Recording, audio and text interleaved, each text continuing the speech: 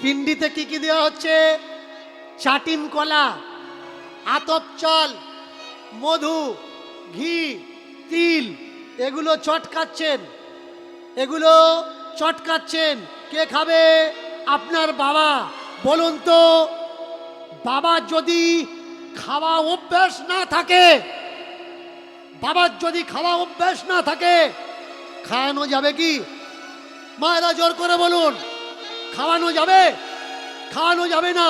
কিন্তু অভ্যাস না থাকলে যদি খাওয়াতে হয়, তাহলে কি করে খাওয়াবেন? জোর করে খাওয়ানো লাগবে। তাই যদি মনে করেন মরার পরে বাবা মাকে পিণ্ড দেবেন, বেঁচে থাকতে মাঝে মধ্যে আতপ কলা, চাল, ঘি, মধু, তিল চটকে ট্রাই নেবেন। ও বা খাও, মরার পরে যদি হজম না হয়, প্র্যাকটিসটা রাখো বাবা, খাও। কারণ অভ্যাস না থাকলে তোমার বাবা বমি করবে, ডায়রিয়া হবে, লুজ মোশন হবে। বুঝবে কি করে? এর জন্য বেঁচে থাকতে থাকতে মাঝে মধ্যে ট্রাইটা নাও। সাধ্য সাধ্য সাধ্য। শুধু তাই নয়, আপনি সমাজে ব্যবস্থা করেছেন, নানান রকম মাছ মাংস জোগাড় করেছেন, তারপরে কাপড়টা এইভাবে গলায় দিয়ে সমাজে দাঁড়িয়ে এখনো পর্যন্ত এই ঘৃণ্য প্রথা আমাদের সমাজে চলছে। করজোড়ে বলতে হয়, আপনারা আমাদের অনুমতি দিন, আজ থেকে আমরা আমিষ খাবো। আর সমাজে বসে থাকা মানুষগুলো তারা বলে, হ্যাঁ হ্যাঁ অনুমতি দিচ্ছি, আজ থেকে তোমরা খাও। এই জঘন্য ঘৃণ্য প্রথা আর কদিন পালন করবেন ভাই? রাজস্থানের মতন ছোট্ট একটা রাজ্য, যা সরকারি আইন করে এই শ্রাদ্ধ বন্ধ করলো, সমাজ বন্ধ করলো। তাহলে আমরা পারি না আমাদের বাংলায় এই শ্রাদ্ধ নামক ঘৃণিত প্রথাটাকে বন্ধ করতে? আপনি বলতে পারেন, শ্রাদ্ধই তো মুক্তির পথ। অভিধান, শব্দবোধী অভিধান খুলে দেখে নিন, যদি কোথাও লেখা থাকে শ্রাদ্ধ মানে আত্মার মুক্তি, শ্রাদ্ধ মানে মুক্তির পথ, আমি ক্যামেরার সামনে দাঁড়িয়ে কথা দিচ্ছি, আমি দীনকৃষ্ণ ঠাকুর, যদি কোনো শব্দবোধী অভিধানে দেখাতে পেরেছেন শ্রাদ্ধ মানে আত্মাকে স্বর্গে পাঠানো, শ্রাদ্ধ মানে মানুষের কল্যাণ করা, শ্রাদ্ধ মানে পাপ মুক্ত করা, আমি কথা দিচ্ছি আমি জীবনে কোনো স্টেজে দাঁড়িয়ে আর কীর্তন করব না। প্রেম সে বাড়িতে গিয়ে কখনো বই খুলে দেখে নেবেন শ্রাদ্ধ শব্দের অর্থ কি। শ্রাদ্ধ শব্দের অর্থ নিন্দা সূচক, শ্রাদ্ধ শব্দের অর্থ গালাগালি, শ্রাদ্ধ শব্দের অর্থ পণ্ড করা, দ্রব্য নষ্ট করা। একবার অভিধানটা খুলে তো দেখুন, শব্দ অভিধানটা। তারপরেও যদি শ্রাদ্ধ করেন, এই দায়িত্বটা আপনার, এ দায়িত্বটা আমার নয়। তাহলে এবার করছেন কি? আপনার বাবাকে আপনি খড়ম দান করছেন। কাকে দান করছেন? ব্রাহ্মণকে দান করছেন। কেন দান করছেন? ব্রাহ্মণকে খড়ম দান করলে ওই খড়ম আপনার বাবা পাবে, ব্রাহ্মণকে ছাতা দান করলে ওই ছাতা আপনার বাবা পাবে। আপনার বাবাকে খড়ম আর ছাতা দেবেন কেন? কারণ মরার পরে আপনার বাবা যে রাস্তা দিয়ে যাবে ওই রাস্তা অগ্নিময় রাস্তা, এর জন্যে খড়ম পায়ে দিলে আপনার বাবা পা পুড়বে না। যে রাস্তা দিয়ে আপনার বাবা যাচ্ছে আগুন বর্ষা হচ্ছে, আপনার বাবা ছাতা ধরে থাকবে, আগুন আপনার বাবার গায়ে পড়বে না। বলুন তো, পৃথিবীতে এরকম কোনো আগুন আছে যে ওপর থেকে আগুন বর্ষা হবে আর ছাতায় আটকানো যাবে? যদি দিতে হয় অন্তত 200-250 নাম্বারের লোহার কড়া দিন, আপনার বাবা এরকম করে ধরে থাকবে। অন্তত এটা আমি বলতে পারি, ছাতা পুড়বে, কড়া পুড়বে না। বিষয় আপনার, আপনি কি কি দান করবেন। শুনুন, আগুন নেবে কিসে? জলে নেবে। তো ব্রাহ্মণকে দিলে আপনার বাবা পাবে। আপনার বাবা আগুনের রাস্তা দিয়ে যাচ্ছে, তার মানে আপনার বাবার গা গরম হচ্ছে। সে যে কোনো ঋতু হোক, আপনার বাবা গা গরম হচ্ছে। আমার মনে হয় ব্রাহ্মণকে বরফ জলে চান করানোর দরকার, যতক্ষণ সাধ্যে বসে থাকবে। কারণ ও ঠান্ডা হলে আপনার বাবা ঠান্ডা হবে। ট্রাই করে দেখবেন, যদি আপনার বাবা ঠান্ডা না হয় অন্তত এসে তো বলবে যে বাবা আমি ঠান্ডা হচ্ছি না, গরম হচ্ছি, আর একটু বরফ জল দে। কত বড় চমৎকার! এর নামই হলো দর্শন। আমাদের সামনে পড়ে আছে, তবু আমরা কেউ চোখ তুলে তাকাচ্ছি না। কোনো ব্রাহ্মণকে দিয়ে ব্যক্তিগত আমার কোনো রাগ নেই। আমি যে কথাগুলো বলছি, কথাগুলো বলার উদ্দেশ্য কি? ঘৃণিত ব্রাহ্মণ্যবাদের প্রথায় আমার সমাজ আজকের পদদলিত হচ্ছে। তারা জানুক কোনটা করা উচিত আর কোনটা করা উচিত না। এই উচিত আর অনুচিত যতক্ষণ একটা মানুষ বুঝতে না পারবে, ততক্ষণ তার জীবন দর্শন পরিবর্তন হবে না। সকাল হয়েছে, ছেলেটা ঘর থেকে বাইরে বেরিয়ে বলছে, মা তুমি আমাকে বত বোঝাও, বাড়ি তো আমি ছাড়ব। বোঝাচ্ছে কে? সুনীতি। আর এই সুনীতিকে ছেড়ে যাচ্ছে কে? ধর্ম। ভালো করে বুঝবেন, মা সুনীতি কাকে বোঝাচ্ছে? ছেলে ধর্মকে বোঝাচ্ছে। বাবা বাড়ি ছাড়িস নে বাবা, এই বাড়ির ভিতরেই সব আছে, বাইরে কিচ্ছু নেই। তবু ছেলেটা বলছে একবারের জন্য হলেও আমি বাড়ি ছাড়ব। মা কে হয় দেখুন, মা বলছে বাবা বাড়ি ছাড়বি ছাড়, আমার কোনো দুঃখ নেই। কিন্তু যেদিন তুই বুঝতে পারবি ঠিক কোনটা আর বেঠিক কোনটা, যেদিন তুই বুঝতে পারবি কোনটা সঠিক রাস্তা কোনটা ভুল রাস্তা, যেদিন তুই বুঝতে পারবি কে আপন আর কে পর, সেদিন আমার বুকে ফিরে আসবি বাবা। আমার জন্যে তোর দরজা খোলা রইল বাবা, বাড়ির দরজা খোলা রইল। যা যা যা চলে যা পাখি রে, ও পাখি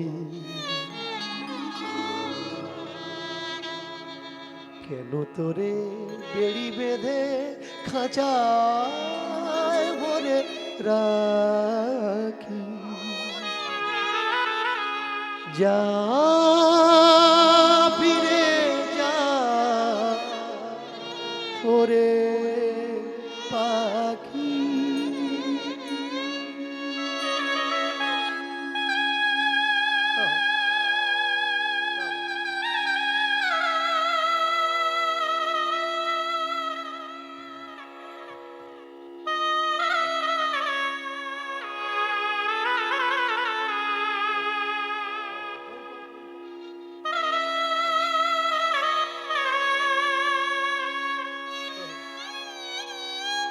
রাস্তায় বেরিয়েছেন, তুঝে अपना बनाना है। মায়েরা একটু ছোট ছোট করে করতালি দিয়ে সাহায্য করতে হবে, কেমন? तुझे अपना बनाना है, तुझे दिल में सजाना है, तुझे अपना बनाना है, तुझे दिल में सजाना है।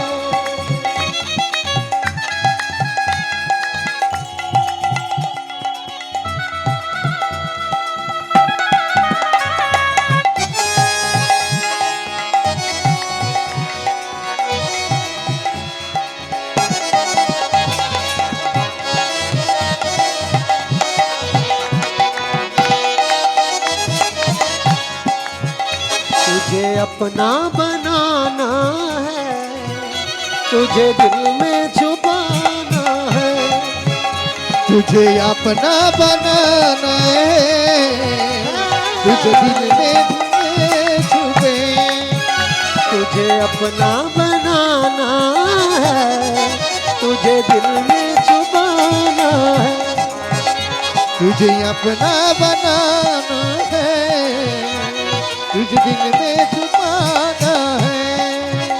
तेरे संग संग चलना है, पल पल जीना मरना है। तुझे अपना बनाना है, तुझे दिल में छुपाना है।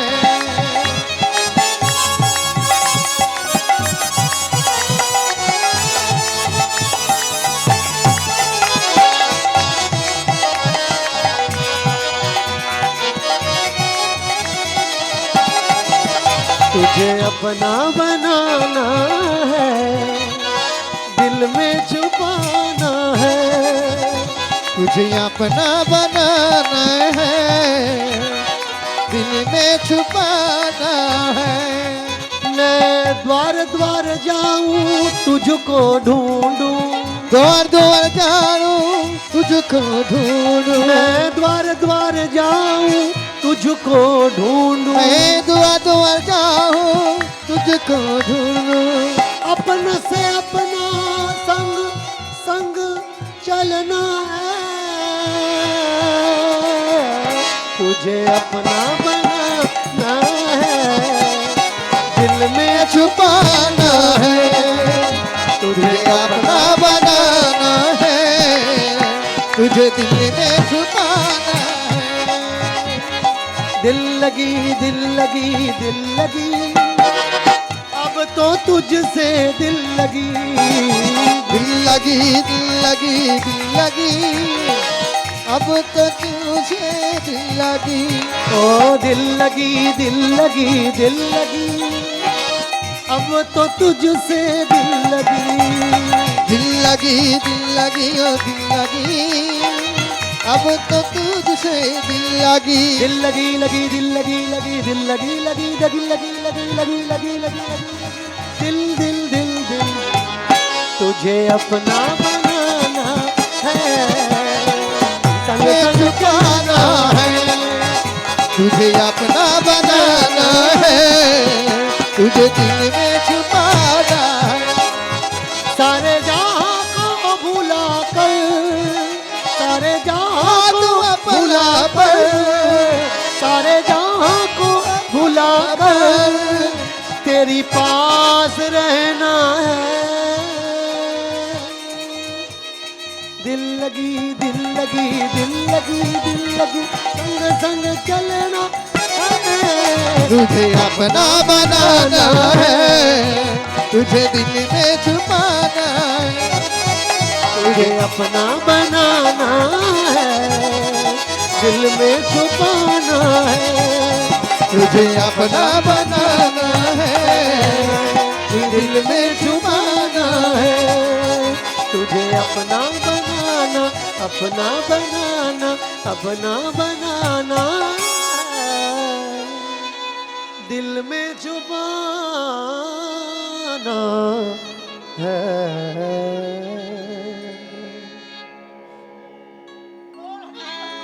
हरि बोल हरि बोल। कोई उलुध्वनिर आवाज আসলো না তো?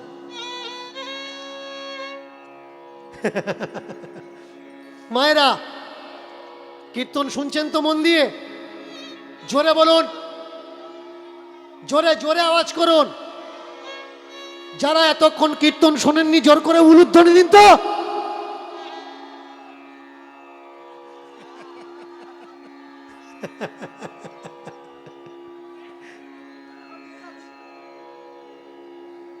এই দেখেছো ছোটবেলার নিয়ম, 5 বার দেবে তাই থামবে, তার আগে কিন্তু থামবে না, নন স্টপ 5 বার হবে তারপরে থামবে। বললে হবে না যে দীনকৃষ্ণ ঠাকুর এসেছিল আমরা গেছিলাম, ভুলের বোঝা নিয়ে ঘুরছি আমরা। দীনকৃষ্ণ ঠাকুরের শর্ট ভিডিও ইন্টারনেটে দেখে মানুষ রেগে যাচ্ছে কেন? ভুলের বোঝা মাথায় নিয়ে ঘুরছে, কথা যুক্তির যৌক্তিকতা বুঝছে না, বোঝার চেষ্টা করছে না। আমাকে বলছে মা দুর্গাকে অপমান করেছে, কার্তিক, গণেশ, লক্ষ্মী, সরস্বতী, হিন্দু ধর্মের, সনাতন ধর্মের দেবদেবীদের অপমান করছে। সত্যি কি আমি অপমান করছি? না, ধর্মগ্রন্থ অপমান করছে। সেই সকল কথাগুলো আমি তুলে ধরছি মাত্র। কারণ দেবদেবীর নামে এই সকল কথা ধর্মগ্রন্থে লেখা উচিত না। যদি মনে করেন এটা আমার ধর্মগ্রন্থ, তাহলে ওই বইটা এই সব অশ্লীল শব্দগুলো ছিঁড়ে ফেলে দিন, এগুলো রাখবেন না। এই যত সব ধর্মগ্রন্থ, ও তো ব্রাহ্মণদের প্রচার যন্ত্র। এটা আগে বোঝা লাগবে। এগুলো কি? এগুলো শুধু প্রচারের মাধ্যম মাত্র, প্রচারের যন্ত্র মাত্র। এক ছেলে লিখে পাঠিয়েছে, আমরা দুর্গা পূজা করব নাকি অসুর পূজা করব? কোনটা পূজা, কোন পূজা আমাদের করার দরকার? দুর্গা পূজা করার দরকার না অসুর পূজা করার দরকার? কি মায়েরা উত্তরটা বলবো?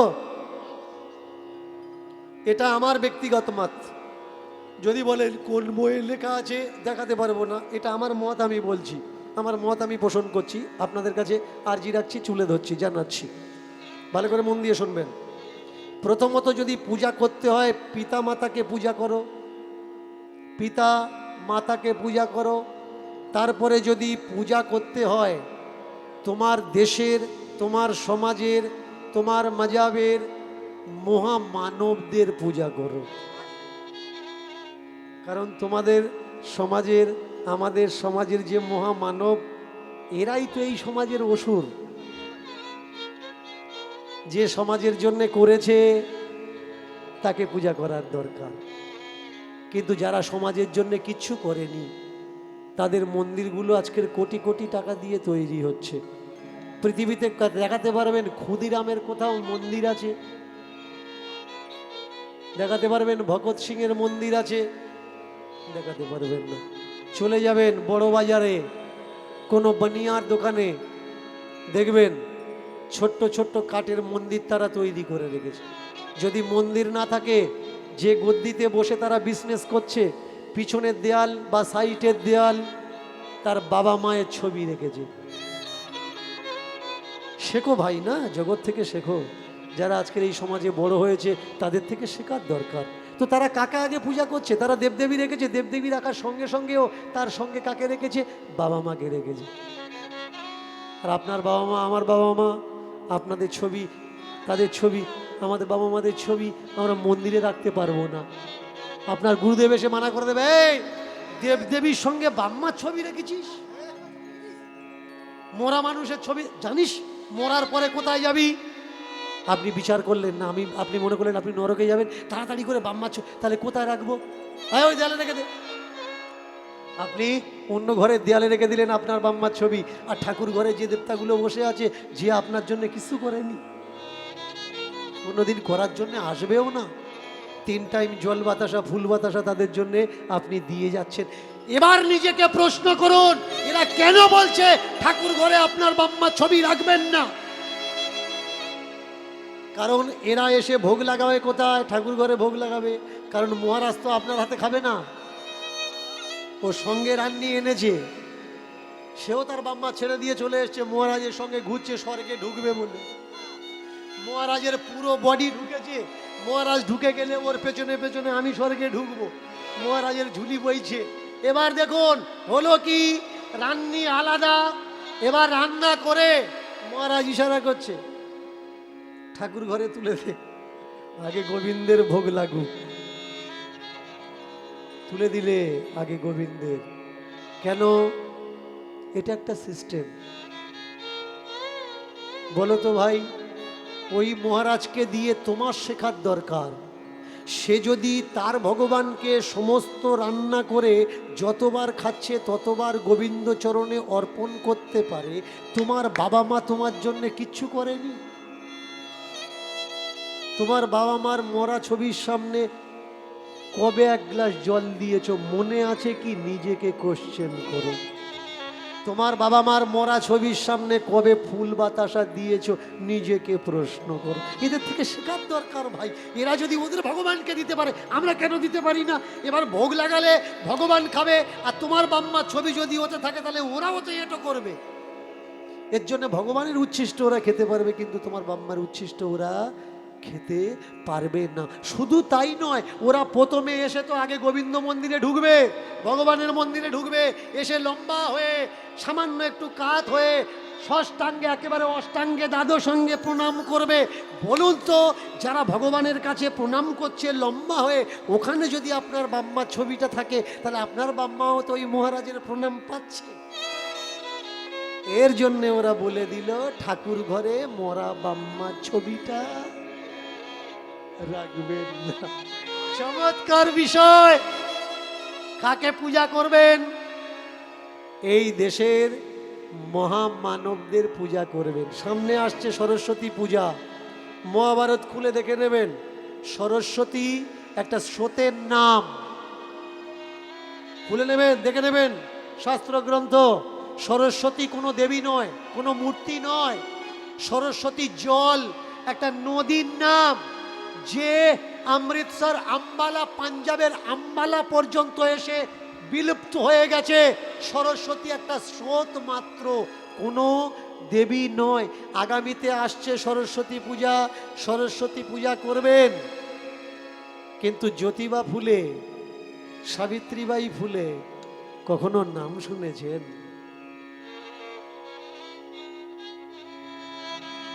এই ভারতবর্ষে তো মন্দির তাদের হওয়ার দরকার যারা আপনাকে, আমাকে, আমাদের সবাইকে, আমাদের ছেলে মেয়েদের শিক্ষার অধিকারটুকু দিয়েছে। কোথাও দেখাতে পারবেন বাবা সাহেব আম্বেদকরের কোনো মন্দির আছে যে আমাদের বাঁচার অধিকার দিয়েছে? আজকের এই যে রাত্রিতে দাঁড়িয়ে কথা বলছি, কথা বলার অধিকারটুকু আমাদেরকে ছিল না, কেড়ে নিয়েছিল আপনাদের এরিয়ার ছেলে প্রশান্ত।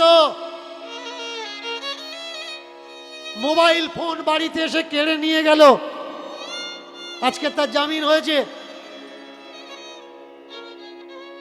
কোয়াশ করে প্রশান্ত বলেছে যে দাদা আমরা ছাড়বো না, ছাড়া উচিত না। যদি কেউ মিথ্যে এফআইআর করে আপনার মুখ বন্ধ করার চেষ্টা করে তো আপনার রুখে দাঁড়ানোর দরকার। কনস্টিটিউশন আপনাকে সেই অধিকার দেয় আপনাকে প্রমাণ করার যে আপনি দোষী নয়। তাহলে আজকে স্বাধীনতা কেড়ে নিচ্ছে কেন? কারণ প্রশান্ত সত্য তথ্যগুলো, প্রশান্ত যেসব কথাগুলো বলছে ওর নিজের কথা তো নয়, ধর্মগ্রন্থে লেখা আছে, খুলে খুলে দেখে বলে দিচ্ছে। এটাই তো ওদের রাগ। বলছে কেন? আমাদের পর্দা ফাঁস হয়ে যাচ্ছে। প্রশান্ত যে লড়ছে, কাদের জন্য লড়ছে? এই সমাজের জন্যে আওয়াজ উঠিয়েছে। কিন্তু কষ্ট কোন জায়গায় লাগে জানেন?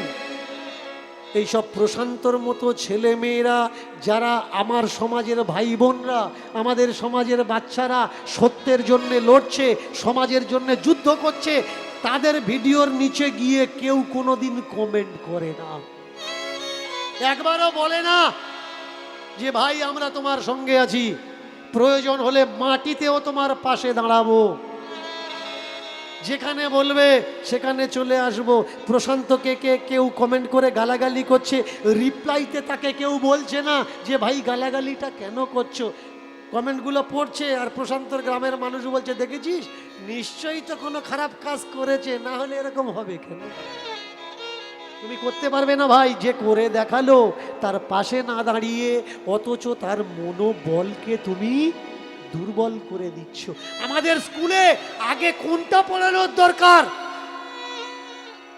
আমাদের সরকারের কাছে আবেদন করার দরকার যে 7-8 থেকে আমাদের সংবিধান আমাদের স্কুলের সিলেবাস হোক। তবে একটা সাধারণ মানুষ সে বুঝতে পারবে তার বলার অধিকার কতটা, সংবিধান তার জন্য কি দিয়ে রেখেছে। এই সংবিধান যতক্ষণ স্কুল কলেজের সিলেবাসে না আসবে আমরা কেউ জানতে পারবো না যে আমাদের কতটুকু অধিকার। ছোট্ট ছেলেটা ঘর ছেড়ে ঈশ্বর পাওয়ার জন্য বেরিয়ে এসে গেল। কত ঝোলাধারী, মালাধারী, তিলকধারী রাস্তায় খুঁজে পেল কত পাগল, কত গোসাই, কত ফকির সঙ্গ সে করল। বহু বছর কেটে গেল রাস্তায় ঘুরতে ঘুরতে। একদিন বসে আছে চোখ বন্ধ করে হিমালয়ের গুফার ভিতরে। এক ফকির পাগল সেখানে দাঁড়িয়ে, এ খোকা, খালি গায়ে কেন গুফার ভিতরে এত ঠান্ডা? চোখ বন্ধ করে খুঁজছিস তুই কাকে? চোখ মেলে বলে আমি ঈশ্বর খুঁজছি, পরম পিতা খুঁজছি, পরমেশ্বর খুঁজছি, যে এই সৃষ্টিকে রচনা করেছে।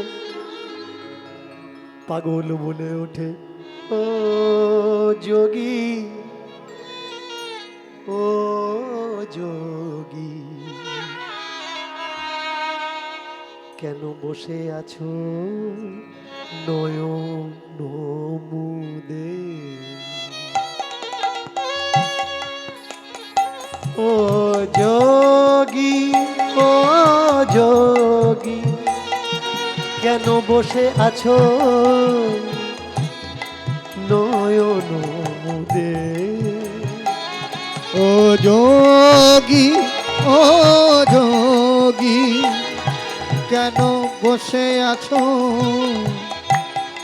নয়ন মুদে? ও যোগী, ও যোগী, কেন বসে আছো নয়ন মুদে? ও যোগী, ও যোগী, কেন বসে আছো নয়ন মুদে? কাকে খুঁজিছ নাকি অন্ধকার দেখিছ? কাকে খুঁজিছ নাকি অন্ধকার দেখিছ? তুমি কাকে খুঁজিছ নাকি অন্ধকার দেখিছ? তুমি তাকে খুঁজিছ নাকি অন্ধকার দেখিছ? নাকি ভালো লাগে না এই সুন্দর পৃথিবীতে? ও যোগী, ও যোগী, কেন বসে আছো নয়ন মুদে? ও যোগী, ও যোগী, কেন বসে আছো নয়ন মুদে? যোগী, ও যোগী, ও যোগী, ও যোগী, ও যোগী, ও যোগী, ও যোগী, ও যোগী, কেন খেয়ে না খেয়ে অনিদ্রাতে শুকিয়ে হচ্ছ রোগী? কেন না খেয়ে না খেয়ে শুকিয়ে থেকে হচ্ছ তুমি রোগী? ও যোগী, ও যোগী, ও যোগী, ও যোগী, ও যোগী, ও যোগী, ও যোগী,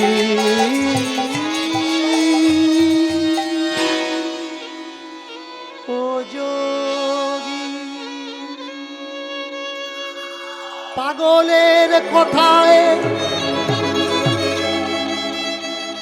দিমাগ সাড়া দিয়ে দিল। কে কে কে তুমি? কি বললে কথাগুলো আর একবার বলো। এই যে আমি বলছিলাম চোখ বন্ধ করে হিমালয়ের গুফাতে খালি গায়ে কেন বসে আছো? খেয়ে না খেয়ে অনিদ্রায় অনাহারে শরীরকে রোগী কেন তৈরি করছো? চোখ বন্ধ করে কাকে খুঁজছো? এই সুন্দর পৃথিবী কি দেখার ইচ্ছা নেই, নাকি অন্ধকার তুমি দেখতে ভালোবাসো? তাই তো ছোট্টবেলায় বাড়ি ছেড়েছিলাম, বাড়ি ছাড়ার আগের দিন এক জায়গায় ধর্মকথা শুনতে গেছিলাম। ধর্মকথা শুনতে গিয়ে আমার বুদ্ধিতে আঘাত পেলাম। জন্মদাতা পিতামাতা নাকি আসল পিতামাতা নয়, আর একটা পিতামাতা আছে, সেই নাকি আসল পিতামাতা হয়, যার নাম পরমেশ্বর, অনেকে ভগবান তাকে কয়। সেই পিতামাতাকে দেখার জন্যে নিজের মা ছেড়ে হিমালয়ে আশ্রয় নিলাম। মূর্খ কোথাকার, ভগবান কি দেখা যায় রে? শক্তিকে অনুভব করতে হয়, দেখার চেষ্টার কোনো প্রয়োজন নেই। তোমার বিচারে যদি তুমি মনে করো ঈশ্বর বা ভগবান, যে ধর্মগ্রন্থ থেকে জেনেছো ঈশ্বর আছে বা ভগবান আছে, সেই ধর্মগ্রন্থ পড়ে আবার দেখো যে সে কোন জায়গায় নেই। সর্বত্র বিরাজমান পশ্যতস্য ভগবান, ভগবান সর্বত্র বিরাজ করছেন। তিনি আছেন অনলে, অনিলে, চির অভনীলে, আছে জলদের গায়ে, আছে বিটুপি লতায়। কোন জায়গায় তিনি নেই? তিনি মাটিতে আছেন, তিনি গহ্বরে আছেন, তিনি বাতাসে আছেন, তিনি শূন্যে আছেন। তুমি যেখানে আছো সেখানেও আছে, তুমি যেখানে নেই তিনি সেখানে আছে। যেখানে আলো আছে সেখানেও তিনি আছে, যেখানে আলোর প্রবেশিকাও নেই সেখানেও তিনি আছে। তিনি সর্বত্র বিরাজমান। প্রকৃতিস্থ প্রকৃতি শক্তি উদ্ভবঃ। প্রকৃতির শক্তি হচ্ছে সর্বশ্রেষ্ঠ শক্তি। প্রকৃতির শক্তির আগে আর অন্য কোনো শক্তি নেই। আর যদি বলতে হয় আপন কে, আপন তোর পিতামাতা ভাই, জন্মদাতা জন্মদাयिनी। घूम रहे थे अकेला हिमालय के गुफा में, आज आके एक पागल रूपी गुरु मिला, जिसका वाणी सुनकर खुद का हिमाग आज हिला डाला। क्या कह रहे हो? बाप और माँ सबसे बड़ा आपन। हाँ भैया, जो तुम्हें जन्म दिया है, जो तुम्हें गर्भ पे रखे हैं, जो कष्ट सहे हैं, वही तुम्हारा सबसे बड़ा आपन है। इस पृथ्वी में तुम्हारे लिए कोई रोए या ना रोए, तुम्हारे बाप माँ हाजिर हैं। इस पृथ्वी में तुम्हारे पास दुख के समय कोई रहे या ना रहे, तुम्हारे बाप माँ खड़ा है हर समय हर पल तुम्हारे पास रहने के लिए। इस पृथ्वी में जिस समय मुसीबत आएगा तुम्हारे जीवन में, कोई तुम्हारा हाथ पकड़े या ना पकड़े, तुम्हारे बाप माँ तो है ही है तुम्हारे हाथ पकड़ने के लिए। भाई कहाँ भागे जा रहे हो? कहाँ ढूंढ रहे हो ईश्वर? कहाँ ढूंढ रहे हो भगवान?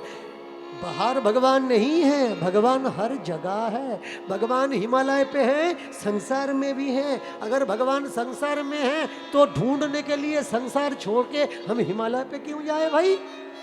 ढूंढना है तो संसार बैठ के ढूंढता रहो। भगवान यहाँ है, कहाँ नहीं है? वो हर जगह है, हर जहाँ पे है, हर जगह हर जहाँ पे वो है। तुम घर पे चले जाओ भाई, ना जाने तुम्हें छोड़कर तुम कितना सुंदर हो, कितना मीठा बोलते हो और देखने में भी कितना सुंदर हो। ना जाने तुम्हें छोड़कर तुम्हारा जो माँ है कितना रोती होगी। चले जाओ भाई, घर चले जाओ। যেই বলেছে তুমি কত সুন্দর দেখতে, তোমার জন্য তোমার মা কত কাঁদছে। প্রত্যেকের বাইরে বেরোনোর দরকার, ঘর ছাড়ার দরকার।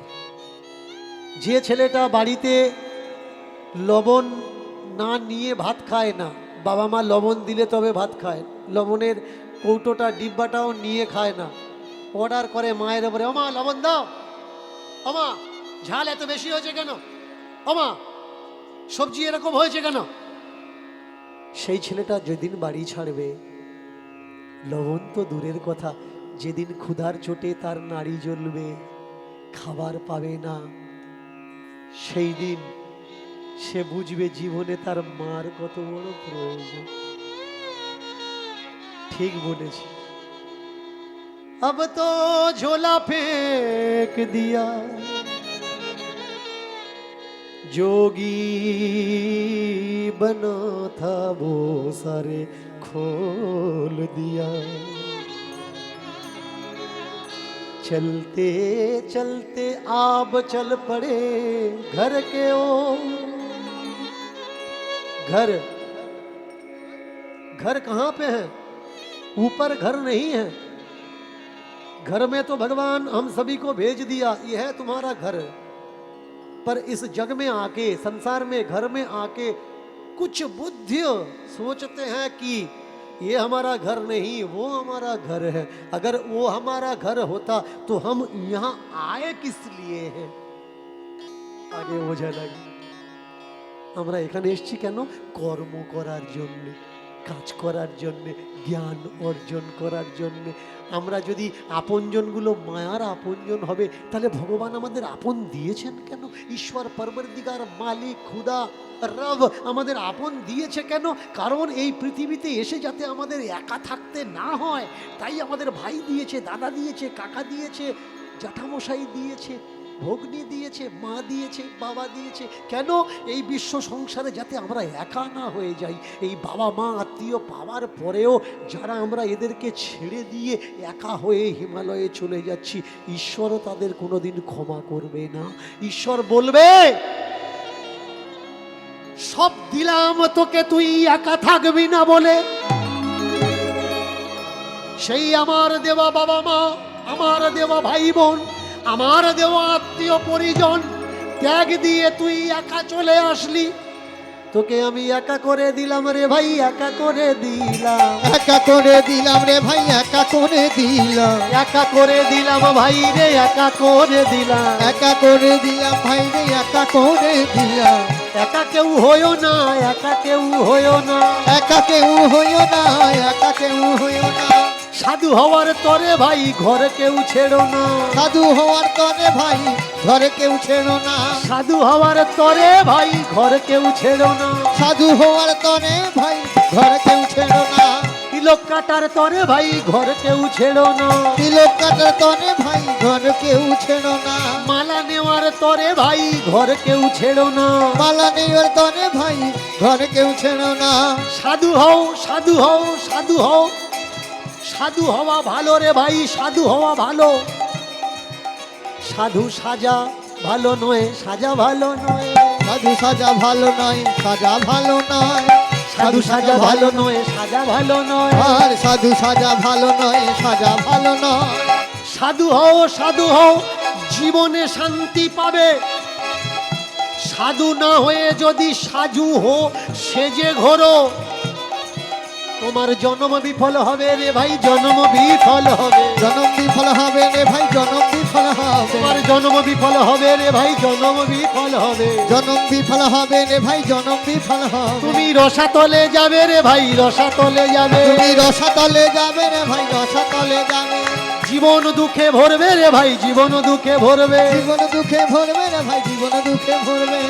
সব দুঃখ ভুলে হলো জ্ঞানের উদয়,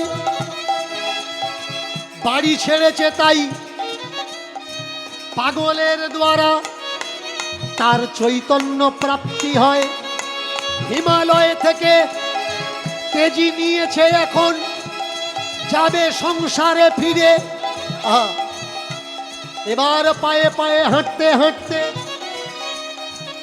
এসেছে একেবারে ভোর সকালবেলা। তার নিজের জন্মস্থান, নিজের বাড়ির দুয়ারে বাইরের থেকে ডাক দেয়, বহির দরজাখানা বন্ধ। কে আছো বাড়িতে, কেউ আছো কিনা? কি গো, বাড়িতে কেউ আছো? জেগে বসেছিল মা এত বছর ধরে। মায়ের বিশ্বাস, বিশ্বাসে মিলায় বস্তু তর্কে বহুদূর।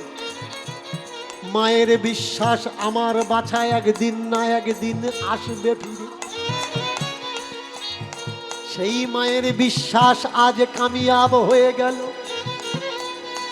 ভোরের বেলা ঘুম ভেঙেছিল, মা চিন্তা করছিল আমার ছেলে কবে ফিরে আসবে। যেন কোন চেনা কণ্ঠস্বর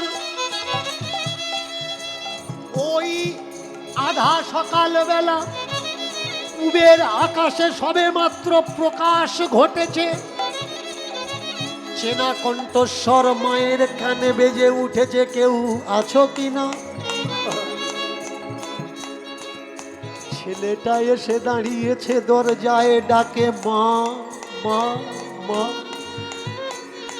দরজা খুলে ছুটে এসে দেখে এ কোন যোগী দাঁড়িয়ে আছে তার আঙিনায়। কে বাবা তুই? কোন আশ্রম থেকে আসছিস? মাগো আমি কোনো বাবাজি না, আমি কোনো বাবাজি না, আমি আশ্রম থেকে আসছি না মা, আমি আশ্রমে এসেছি। এটাই আমার আশ্রম, এটাই আমার আশ্রম। কে কে তুই? ও মা তুমি আমার চিনতে পারছো না, আমি ধর্ম। মা বলে সুরুচি বলে, ধর্মে থেকে সুরুচি যদি আলাদা হয়ে যায় সেই ধর্মকে আর চেনা যায় না। সেই ধর্মের ভিতরে কুরুচি এসে যায়, কুমন্তব্য, কুসিদ্ধান্ত এসে যায়। তাই আমায় তুমি চিনতে পারছো না মা, আমি সুরুচি ছাড়া ধর্ম। ছেলেকে বহুদিন পরে দেখে মা কি আর থাকতে পারে। দুহাত বাড়িয়ে ডাকে আয় না বাছা, ফিরে আমার বুকে। ওগো মা কত ব্যথা দিয়েছি তোমার ওই প্রেম ভরা বুকে। ছুটে গিয়ে আমি তোমার পা দুখানা ছুঁইব, কোন লজ্জায় কোন মুখে। তুমি আমার ক্ষমা করো মা, আমায় আমায় আমায় ক্ষমা কর বাছারে।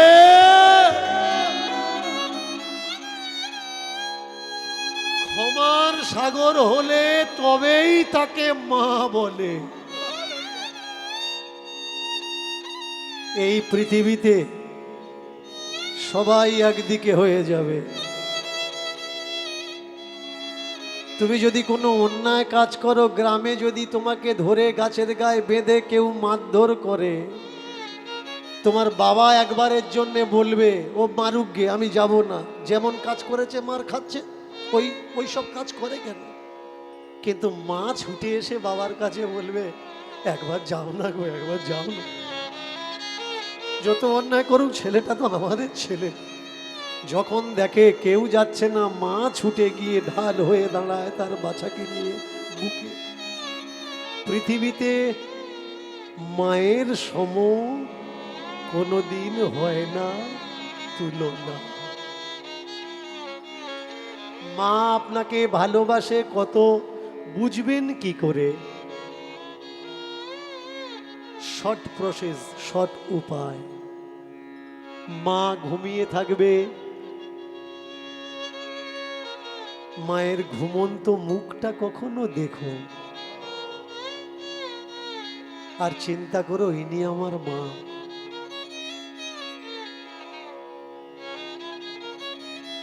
তাহলে বুঝতে পারবে মা তোমার জন্য কি কি কি না করতে পারে।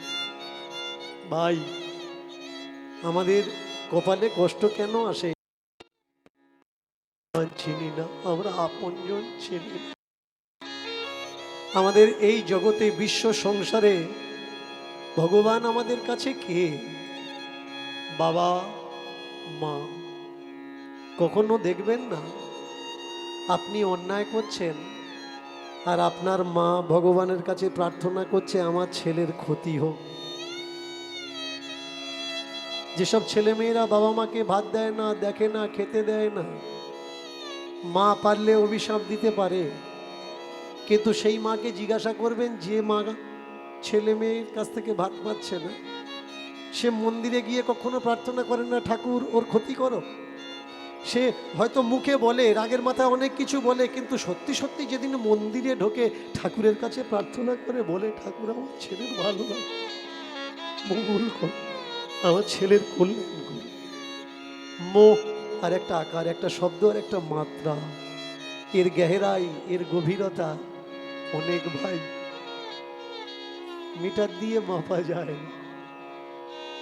যেমন ভগবানকে অনুভব করতে হয় অনুভূতি দ্বারা, তেমনি মাকে, মায়ের প্রেমকে, ভালোবাসাকে অনুভব করতে হয়, অনুভবে মাকে পাওয়া যায়। ও মা, কোন সাহসে আমি তোমার পায়ে হাত দেব মা? মা বললে, বাবা তুই যদি আমার কাছে না আসতে পারিস, আমি তো তোর কাছে যেতে পারি না। মা ছুটে চলেছে বাছার কাছে, হয় ছুটে গিয়ে বাছাকে বলে, বাছা আয় ঘরে ফিরে আয়। গেলি তুই ঈশ্বর দেখতে, ভগবান দেখতে, আসল অরিজিনাল বাবা দেখতে, মায়ার বাবা মা ছেড়ে বল পেয়েছি কি তাই? ধর্ম বলে মাগো তুমি হলে আমার আসল মা, আর মা পৃথিবীতে না।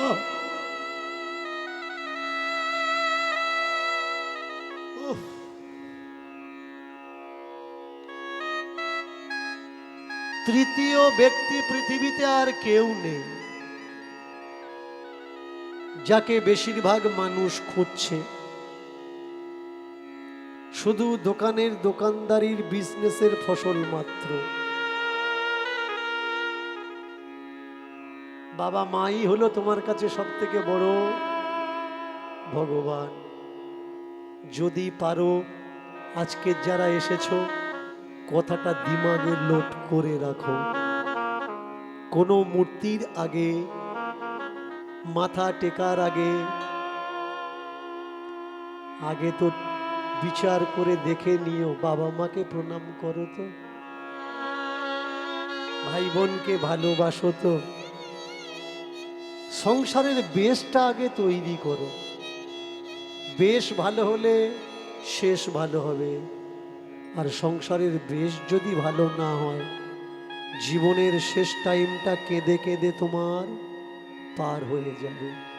এখন যেমন তুমি তাদের দেখছো না, অন্তিম টাইমে তোমাকেও কেউ দেখবে না। আহা, মা ধরেছে খোকার, খোকাও ধরেছে মা। এত বড় হয়েছে তবুও যেন সেই মায়ের কাছে সেই খোকা ছোট্ট খোকাই রয়ে গেছে।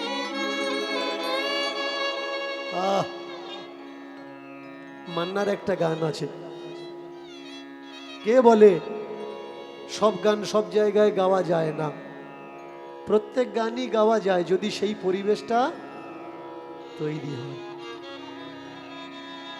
এক লাইন কেমন, এই কীর্তনের অন্তিম লাইনে এসে একটা লাইন,